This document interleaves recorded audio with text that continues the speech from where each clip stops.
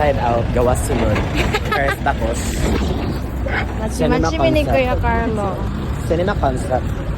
Bye.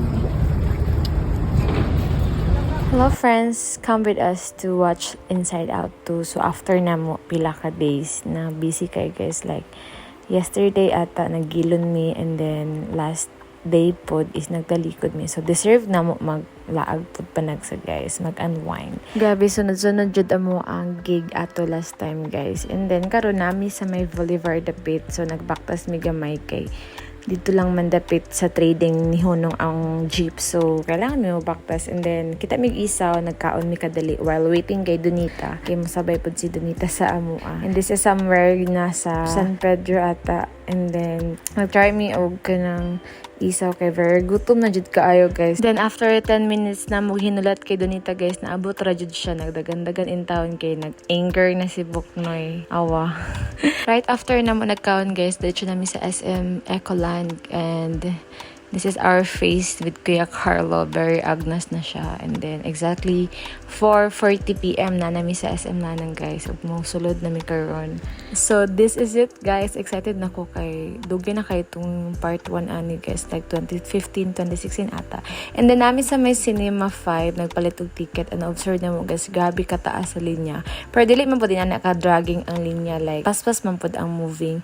And then Kuya Carlo kay excited na siya, nag-anger na siya kay ano daw, taas daw kayong pila guys, na inoy na siya, na bored na siya guys. So while waiting kay Kuya Carlo makakuha og ticket guys, nagtan-aw mi diri sa mga exhibit. Tan-awa good guys, gabi kadaghag tao ana nga time. Super. After mga pila ka minutes guys, hapit na jud makakuha og ticket si Kuya Carlo. And finally na mi ticket guys. We paid 265 each, so affordable lang siya guys, and I think it's worth it naman. And na siya free movie pass guys, ang butasan niya siya gamiton. And then ang gipili nga time is 6:45 PM, and then medyo layo pa man ang oras, so nagkaon sa midday sa may Lechon House. And then I was so thankful kay Kuya Carlo kay gilibre ko niya isa ka meal. Like it's very gutom na jud kay na siya guys, kutoy na jud among tiyan. And then after a few minutes naabot na mo ang gi-order, and then sila Kuya Carlo is nag-unlimited rice sila. And then, kami ni Donita is regular rice lang. After na mo magkaon, nagsabot may na kami duha ni Kuya Carlo magpa-tempered glass. Si Book na is magpa-cut siya nag-hair.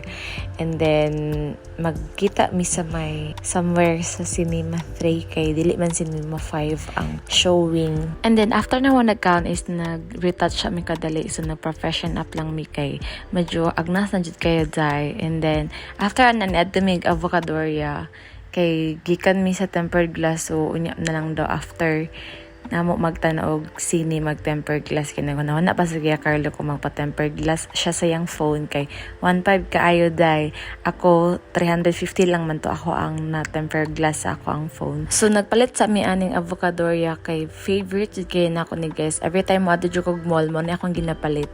And then katong pinakagamay lamang gipalit guys 135 lang ata ni. And then si Kuya Carlo dili ka siya hilig og avocado, pero na-inganyo na ako siya mo palit. Then super lami did kini siya guys. At exactly 6:20 na namin sa sinihan guys, pasulod na mi. And then very ngit-ngit kayo syempre. Tama jud kayo mong pagsulod guys kay wala pa siya nagsugod.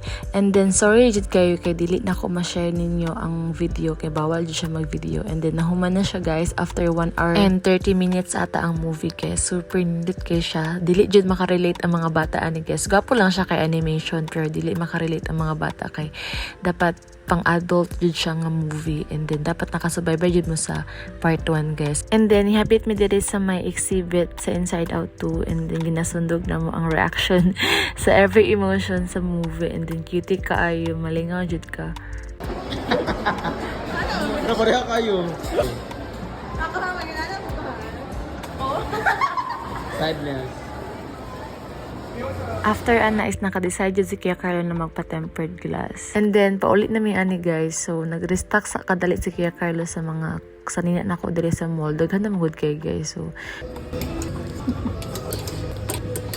yan na daghan.